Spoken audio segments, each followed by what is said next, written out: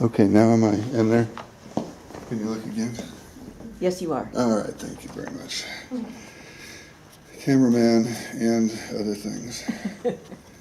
Okay, I'm going to read the third and the fifth chapters of Love in the Cretaceous. Tum Tum. It takes your breath away to see a brontosaur run. Bud sees the two of them thundering towards us, though, and has plenty of breath left to holler, and down the stretch they come. We know from fossil thigh bones that brontosaurs were capable of a slow run, so we designed our pair to do about 12 miles per hour. To see an animal 70 feet long and weighing 50,000 pounds move that fast seems nothing less than miraculous. Lana has used the giant crane to drop a couple tons of mixed ferns, horsetails, and ginkgo and araucarian leaves into the brontosaur area. The crane is 50 feet high with a long arm so the two sauropods won't bang their heads on it, since they can only reach up to about 25 feet with their long necks. It's May 2117, and the angiosperms are in bloom all around these two colossal creatures from the end of the Jurassic. We called it close enough and just sort of rolled them into the Cretaceous world, our magnificent dinosaur park. Brontosaurs flourished around 150 million years ago, well before the rise of the flowering plants about 30 million years later in the Cretaceous period. When our genetic engineers designed the genome for our pair, they tried to make them as authentic as possible, so the two of them really prefer the kind of food they would have eaten way back when. That's why they come running at feeding time when we give them the ancient gymnosperms that they like best.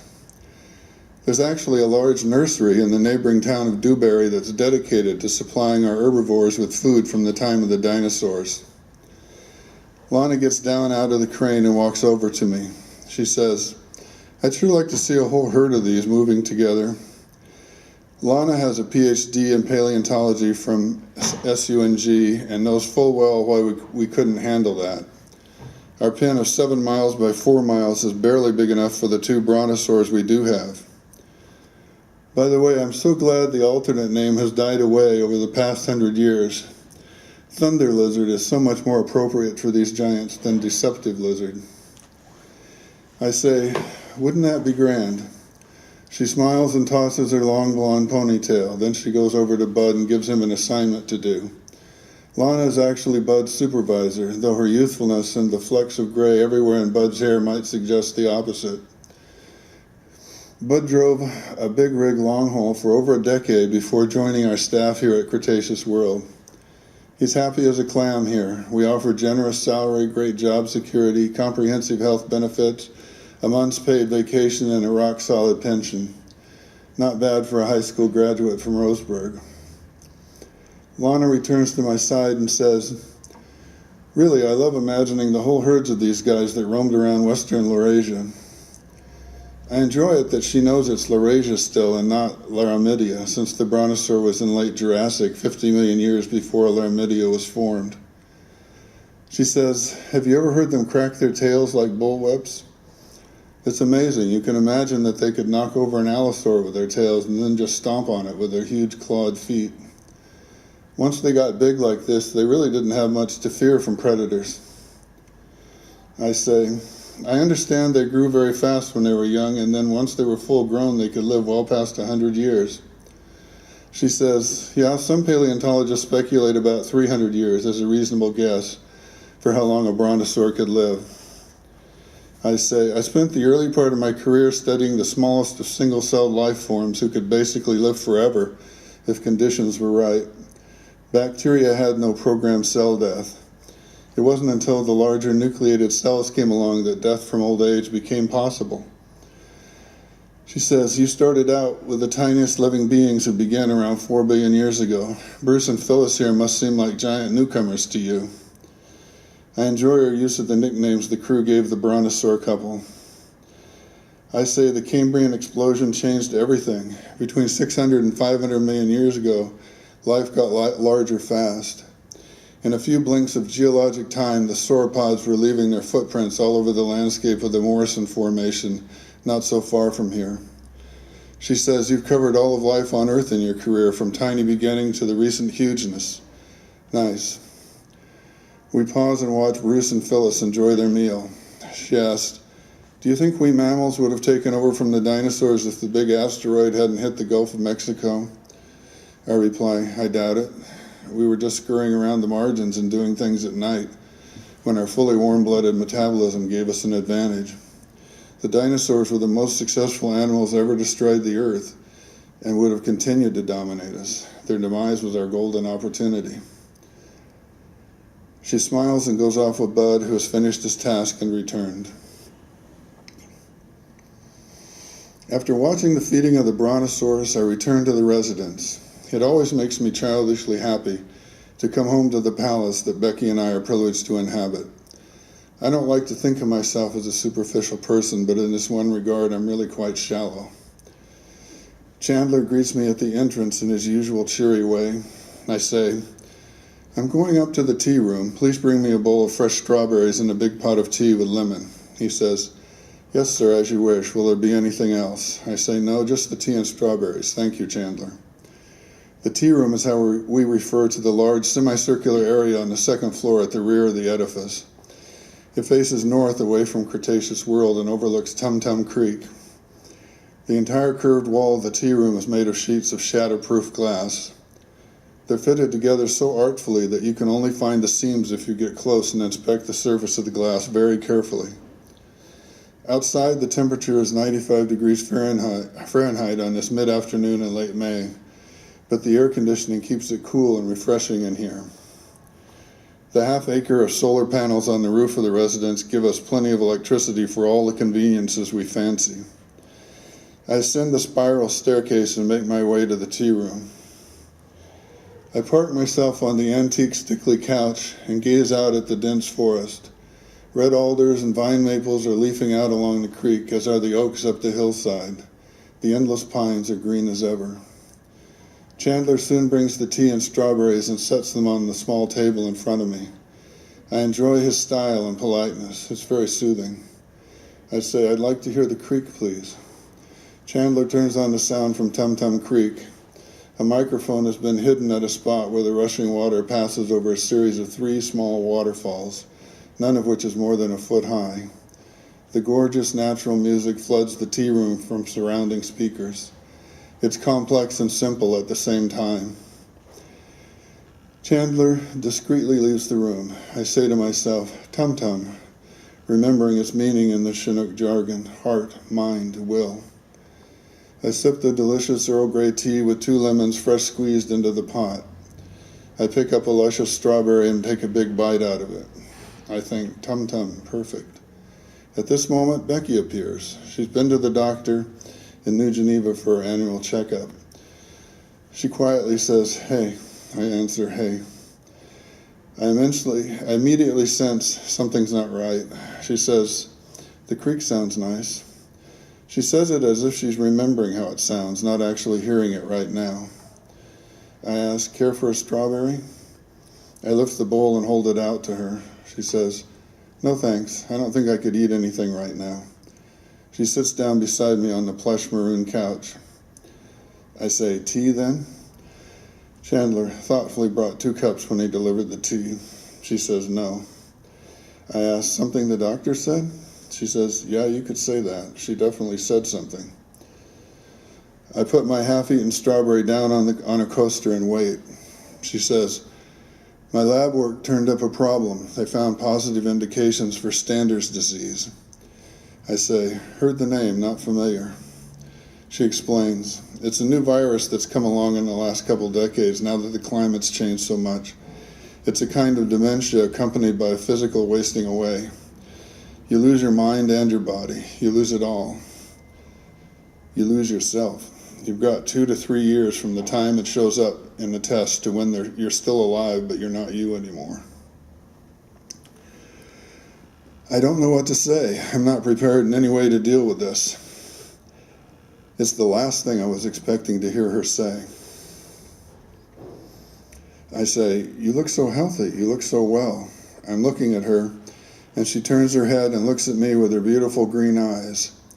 Tears began to trickle down her cheeks, and I put my arms around her. My own eyes filled with tears and overflow.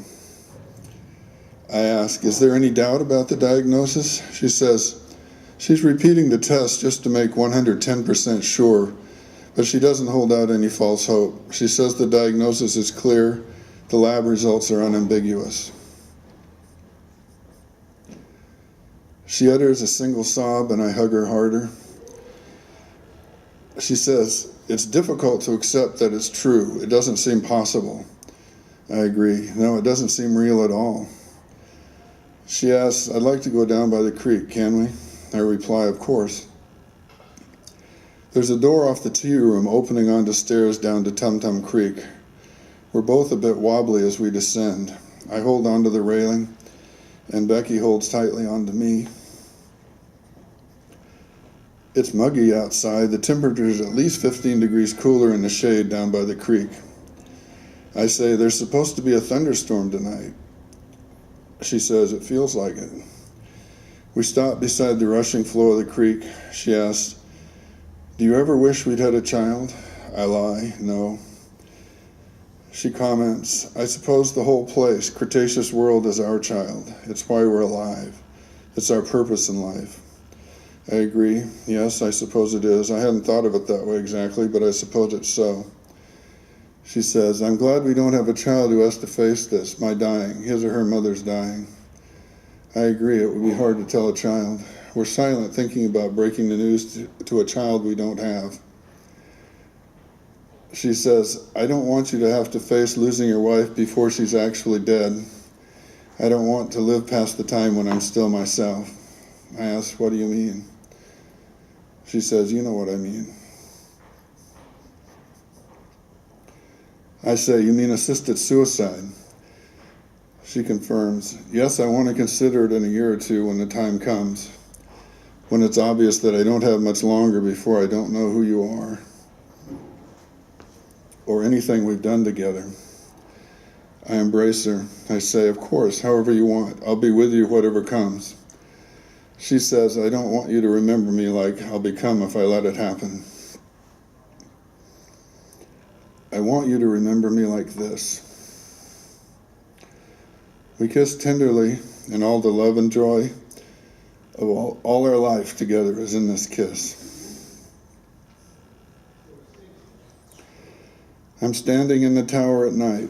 Lightning flashes and crashes outside the panoramic glass windows. I think, just like the late Jurassic. We have a whole crew of forest workers dedicated to maintaining a 300-yard fire break around the dinosaur areas. It's in effect a circumambient meadow. Deer graze there. We have dinosaur-sized cave-like fire shelters in every area. We humans have our cars and our roads in case we need to flee. There's never been a forest fire here at Cretaceous World, but we're ready for what's probably the inevitable. The flashing and crashing continue outside the windows of the circular fourth floor. I suddenly notice I'm not alone. There's a plump, slope-shouldered fellow in a nice suit standing beside me. He says soothingly, never fear, my friend, all is well. I find I know his name. I turn toward him and say, Diablo, my nemesis, what brings you here tonight? He winks and says, you know. I find I do. I say, Becky.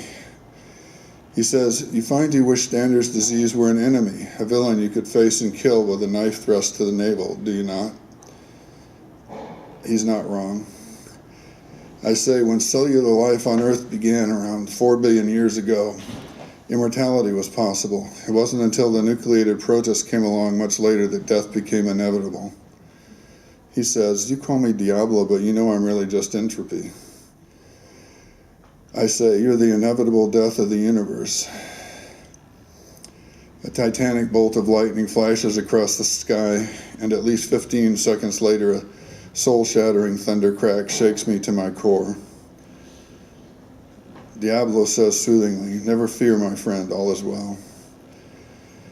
I say, the brontosaurs I saw today will probably live a couple 100 years or more. By the time I reach the end of that sentence, I'm awake in bed with Becky sleeping soundly beside me.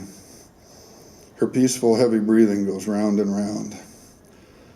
I think of a mill wheel going round, driven by the powerful flow of a creek.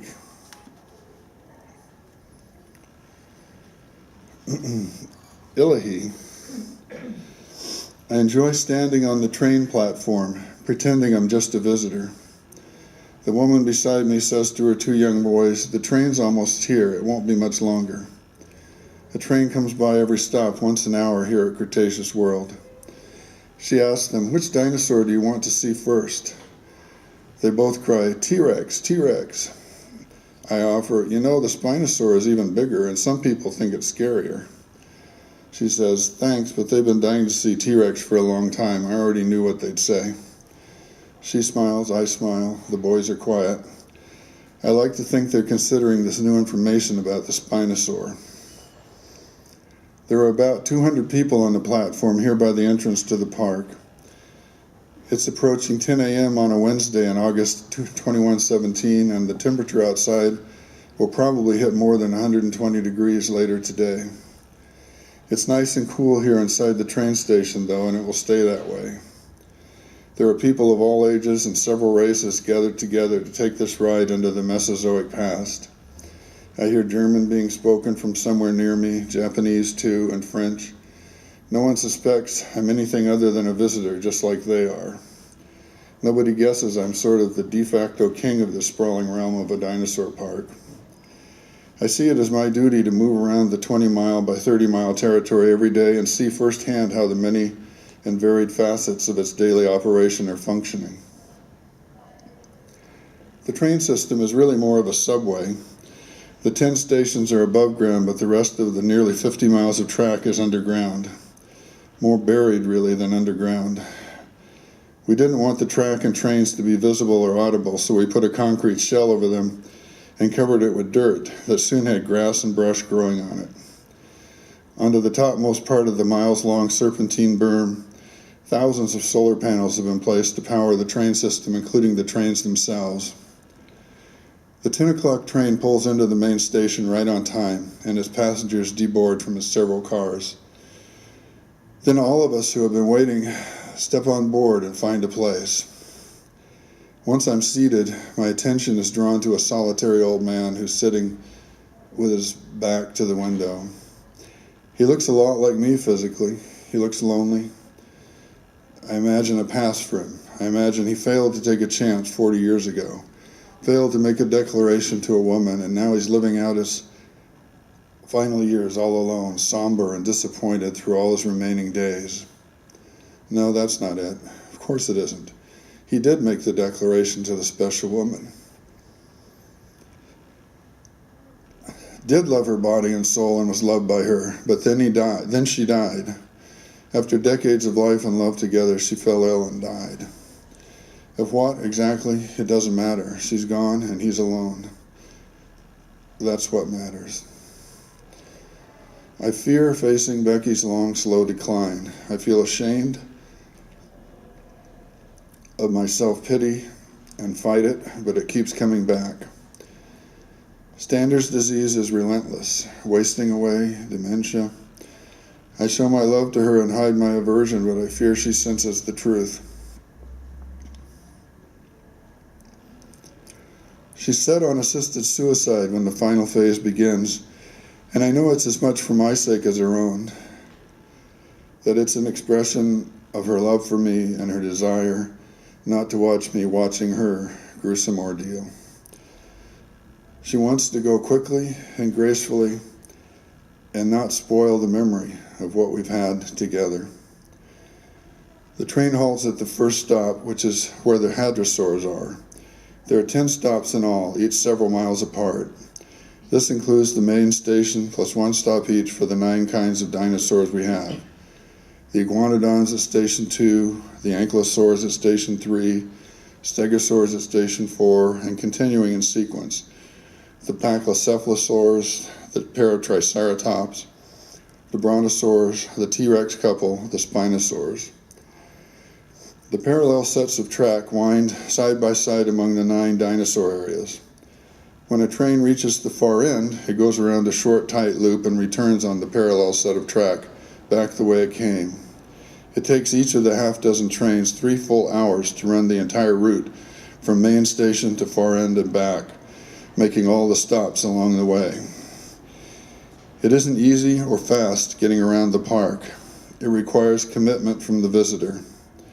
We put commuter games for the kids at each station, but we expect the adults to stop their own rushing around and just think while they wait for a dinosaur or a train to show up. The guidebook we give them as part of the price of admission provides lots of basic facts about the 9 pair of dinosaurs, about the way our genomic technicians have recreated them, and about the Mesozoic in general. This is really the purpose of this place, to spread awareness and understanding of the history of life on Earth. Becky and I like to ask each other, what do you think this is, an amusement park? And we laugh every time as if we've never heard the joke before. When the train stops at Station 4, some of us get up and exit. I recognize the security guard by the entrance to the viewing area and say, "Hi, Jerry, how's it going today?" He brightens and says, "Good, good." He's a middle-aged fellow in excellent shape. We have a lot of security guards, and they all train together in the Aikido dojo by the bunkhouse. It's a requirement of their employment that they do this. No guns, just Aikido. That's our policy. We give them more pay and better benefits than any police officers in Oregon get. We hardly ever lose one to another job somewhere else. The viewing area is about 100 yards long and has lots of padded benches in front of the glass wall that faces toward the stegosaurs. All 9 of the viewing areas are essentially luxurious, attractive, air-conditioned cages for humans, and this spot is no exception. There's no way for someone to get outside and try to enter the dinosaur area. The stegosaur pen is the smallest one, only a little over 2 miles square. This is because stegosaurs are quite slow moving and don't roam around very much. Their top speed is about 3 miles an hour. The femur is significantly longer than the tibia in a stegosaur leg, and they don't really run, but just kind of shuffle. They also have a tiny brain, hence very little curiosity. They don't feel the need to explore. If they have enough to eat, they're happy just to be there like a cow in a field. We're up about 100 feet high on a naturally elevated part of the hilly terrain and can look down over the big crane to see where several tons of maidenhair ferns and brackens have been dumped into the pen. I stop and gaze down, and there they are, the 2 stegosaurs happily munching away. The first thing you notice is the alternating double row of plates along the spine. The largest plates are at the hips, tapering toward the head and tail. Each high, wide plate stands up vertically and has a point on its upper end. They're honeycombed with cavities and are no thicker than a man's arm. Blood circulates through the vessels that line the outer surfaces of the plates, and this helps to heat and cool the ectothermic stegosaurs. If they stand in the sun, the blood vessels on their plates are heated rapidly, and if they stand in the shade, the heat dissipates rapidly via these same vessels.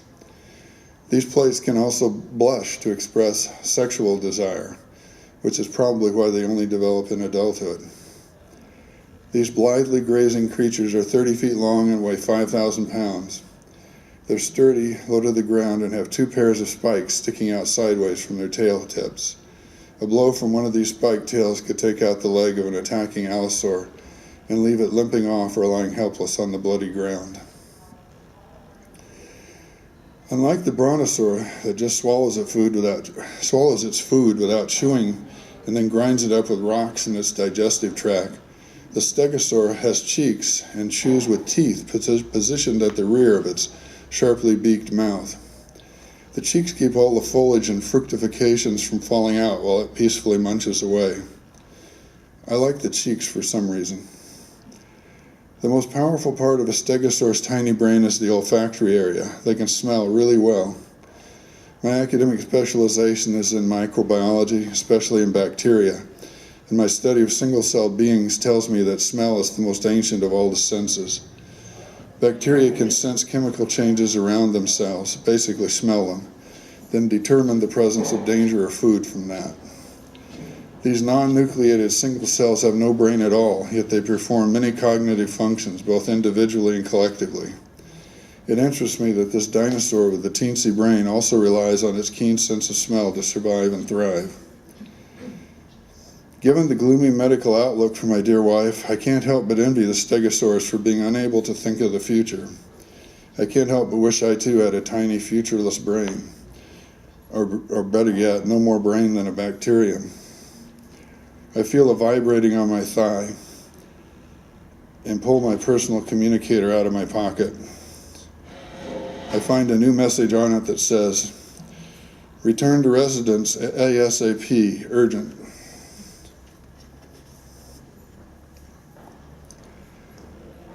When I reached the residence, the sheriff of Dewberry was waiting.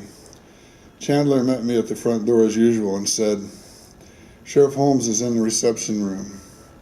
Something wasn't usual about the way he spoke. I looked at him quizzically and he just looked into the distance. I went to the reception room and opened the door. The sheriff was sitting inside. I said, "Hello, Bob, good to see you." He just said, "Hello, Ted." Something wasn't usual about the way the sheriff spoke either. I can't bear to remember the exact words he said to me next. Standing here in the cemetery 5 days later, I can't abide those words. Their meaning was that my dear wife Becky was dead. Becky had driven into New Geneva to see a specialist about the progress of her disease. She was coming home from the doctor's office, going west on Highway 137, when an eastbound drunk driver had let his big pickup drift across the center line of the two-lane road and smash head-on into her little coupe. The sheriff didn't tell me that the airbag had knocked her unconscious and that she had bled out from deep cuts to her left leg and arm. I learned this later. The point was, she was dead. Becky was dead.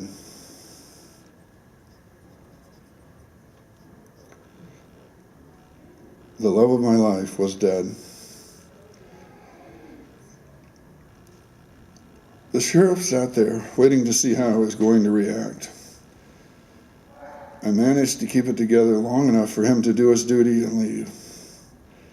He was a decent person and a good friend to Cretaceous world.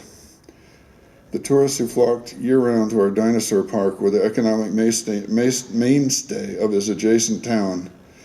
Becky and I had known him for years and liked him well enough. It probably helped his attitude towards us that we'd always made sizable contributions to his re-election campaigns. The funeral for Becky was this morning, 5 days later, at 8:00 a.m., when the temperature in the shade would still be below 90 degrees.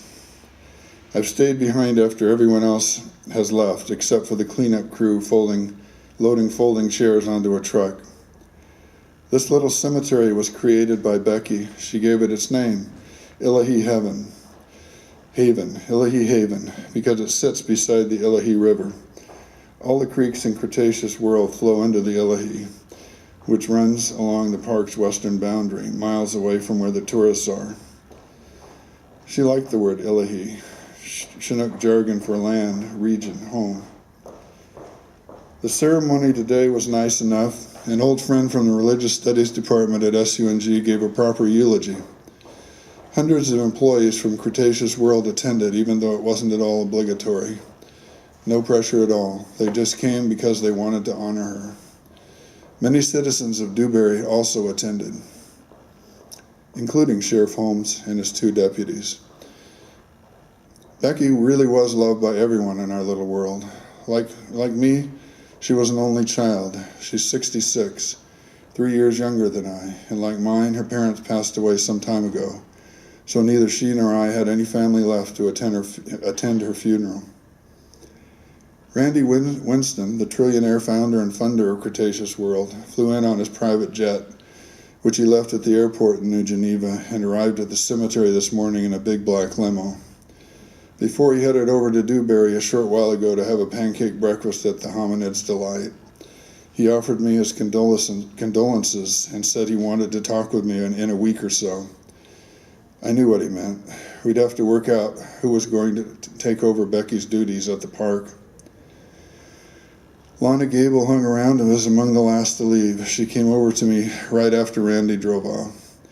She said, "I'm so sorry. Becky was a wonderful woman." I thanked her. She said, "How are you holding up? Are you all right?" I said I was fine. She said, "Well, let me know if there's anything I can do to help." I said I would. She hugged me, smiled at me, and turned to go. I watched her blonde ponytail bounce as she walked away. Now I'm alone. Even the work crew has driven off with their load of folding chairs.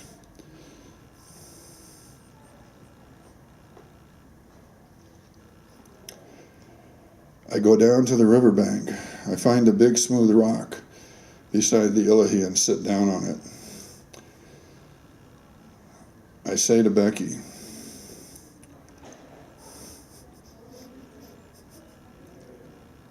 "So here you are now. Here you are."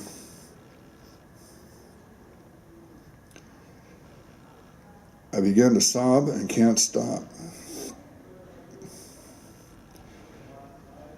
The sound of my wailing mingles with the steady murmur of the flowing Ilahi.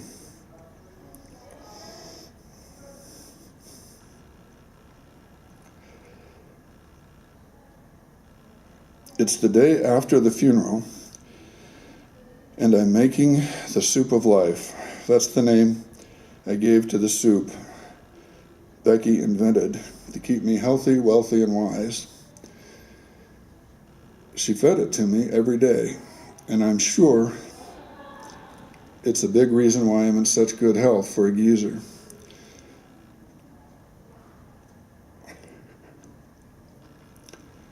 She herself preferred a giant bowl of salad every day. I named that the big salad. I don't care for salads, so I eat the soup of life instead. Suddenly, she's not here to make it for me.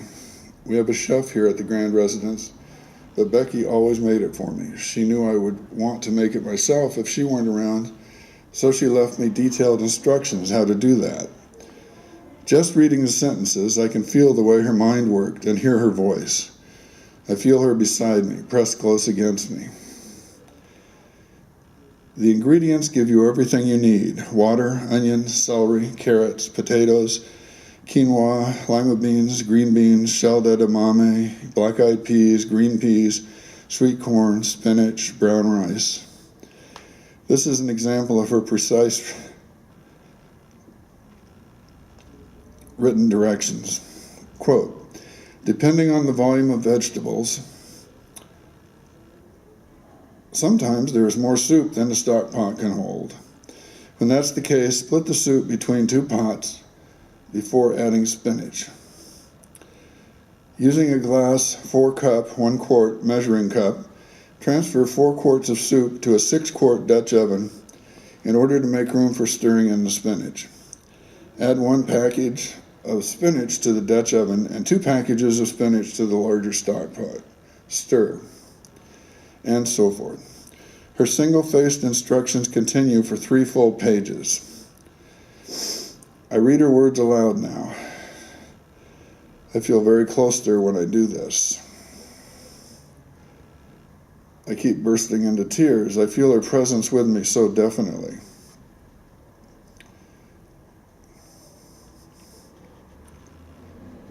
I think of Sybil and Clyde. Those are the nicknames the crew gave to the pair of stegosaurs. I'm glad that I don't have a brain the size of a walnut like Sybil and Clyde do. I'm glad I can think ahead and foresee losing the vividness of dear Becky's memory. I can choose to resist that, to keep feeling her presence beside me.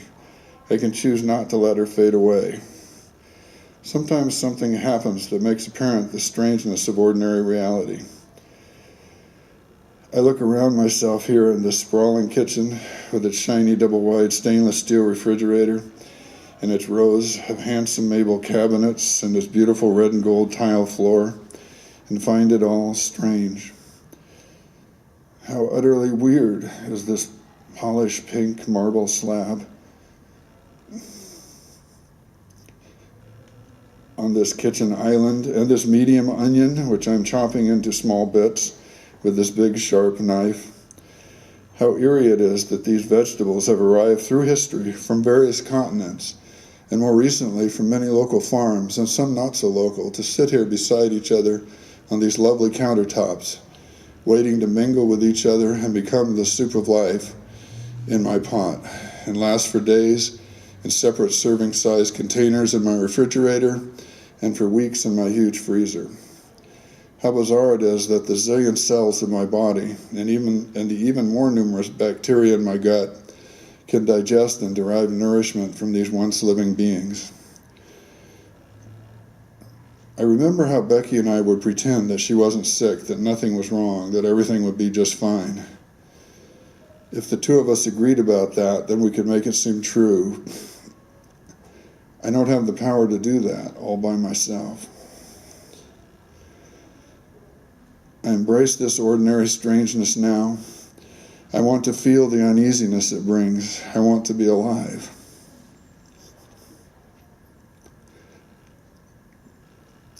Absurdly holding tight the memory, no, the wondrous presence here beside me so palpably of Rebecca Beebe, my dear wife, the love of my life. Harder than I thought it was going to be.